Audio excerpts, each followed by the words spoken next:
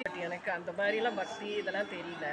But ஆனால் நாங்கள் எல்லாருமே என்ஆர்ஐ போனோங்க, இந்தோனேசியா போனோம்.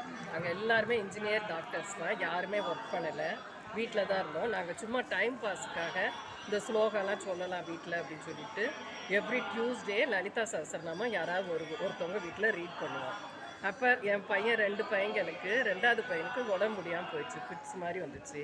அப்போ எல்லோரும் சொன்னாங்க, இந்த லலிதாவே நம்புனா கட்டாயம் உனக்கு எல்லாம் குணமாயிரும், பிள்ளை நல்லா இருப்பேன் அப்படின்னு சொல்லி ஒரு மாமி சொன்னாங்க. அதுலேருந்து நான் ரொம்ப அந்த அந்த இதில் வர்ற நோயும் நீயே, நோயை தீர்ப்போலும் நீயேங்கிறப்ப கட்டாயம் என் கண்ணிலேருந்து தண்ணி கொட்டும். அது எல்லாருக்குமே, என் ஃப்ரெண்ட்ஸ் எல்லாருக்கும் தெரியும். அதில் நல்லபடியாக குணமாகி இப்போ என் பிள்ளைங்க 2 பேருமே நல்லா வெல்த்தாக, ஆரோக்கியமாக, ஆயுசாக நல்லா இருக்காங்க. இப்போ 2 பேருக்குமே கல்யாணம் முடிச்சாச்சு, பிள்ளைங்களோடு இருக்காங்க, பேரையும் பேத்தின்னு எடுத்தாச்சு. பட் நான் இந்த நெல்லை சகஸ்ரநாம மண்டலியில் படித்ததுக்கப்புறம் தான் எனக்கு அதோட கரெக்ட் ப்ரொனவுன்சியேஷன், மீனிங் எல்லாமே தெரிய வந்தது.